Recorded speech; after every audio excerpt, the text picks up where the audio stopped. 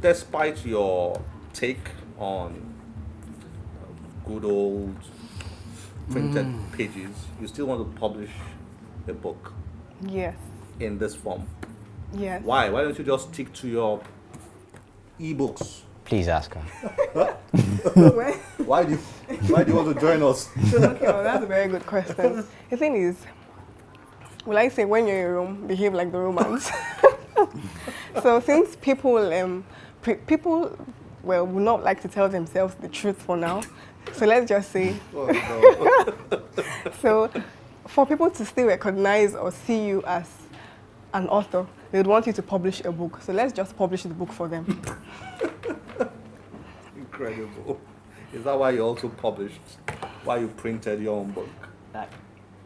For me to actually give into having an e-copy of my book, like my publisher actually explained, he said, William, look, just for the sake of accessibility, you actually need to do this. If I had my way, if you don't want to read the physical copy, do not worry about it. But obviously, I understand, people need to be able to access it worldwide, and it's brilliant for that. But like, say for example, if I had a child now and I wanted to explain to them that I was a writer, I don't want to get my ebook out and be like, yeah, your dad wrote this. I want to be like, your dad wrote this. Your dad wrote this. Your dad wrote this. You can carry it. I once interviewed a 9-year-old kid, boy, and I asked him, I said, do your parents read? And he said, no, they never read. I said, your parents never read, so you never see your parents reading? He said, no, I always see them using their iPads and their phones all the time. That they don't read. So that got me curious. So I went to the parents later on to ask, you guys don't read. You don't show good example to your kids. And they said, we always read. I said, but the boy said he never sees you reading. Said, we always read on our tablets and phones. We're always reading books and all those things. So the boy apparently didn't know that they were always reading because he always saw them on their phones. But that's by the way. What do you see in the future? What's your prediction? If you look into your crystal ball, what is going to happen to all this? Is there still a future for books as we know them? Should there still be a future for books as we know them? I think yes. I think books would always exist in physical form. I think the ebooks would eat in a lot, like a lot. I mean, you can still get vinyls. You can go to the jazz hall. They can even order them in for you and stuff. But it would become a bit of a collector's thing, So it would be, it wouldn't be nearly as rampant as it is now. Like it's already declining as it is. So obviously, she is going to win the war. But very sadly, but very true. So I think ebooks would take the lion market share, but physical books should always be here. Okay, so physical books will always be here. Yes. But there'll be more of ebooks. Yes. More reading of ebooks. Yes. That's what you see in the future. Yes. Okay. How about you? Well, I would say definitely there will still be physical books, but I think they'll belong more in the museum. Or they will be heading halfway towards extinction. So, like he said, ebooks are definitely going to be more in the next, say, 5 to 10 or more years.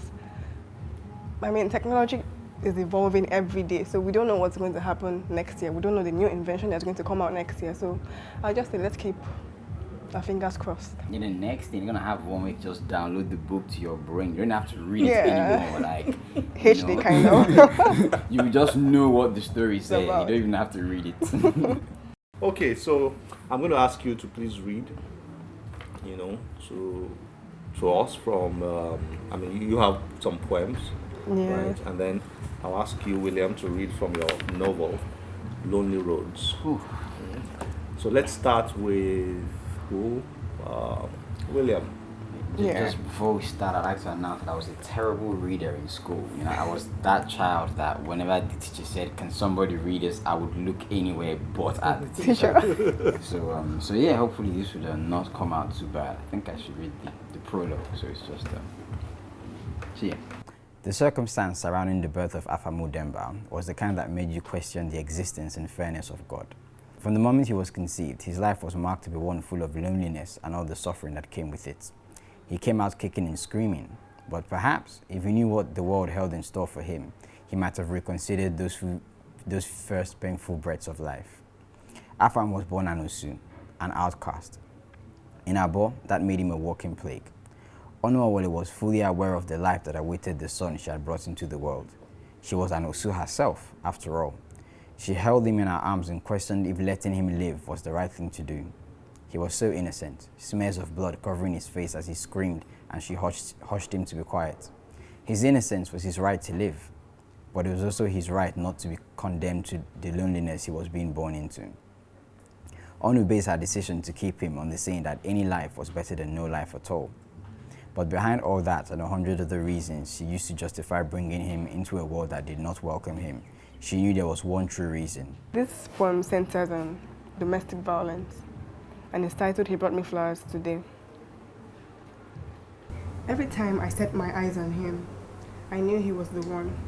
People thought otherwise, but did I care? My heart was already taken. Our bond grew stronger than the power of love. He was like an angel from above, more than I could ever ask for. That day we walked down the aisle, I knew we were in this for more than a while. That smile on his face as he said "I do" made my heart jingle in tunes.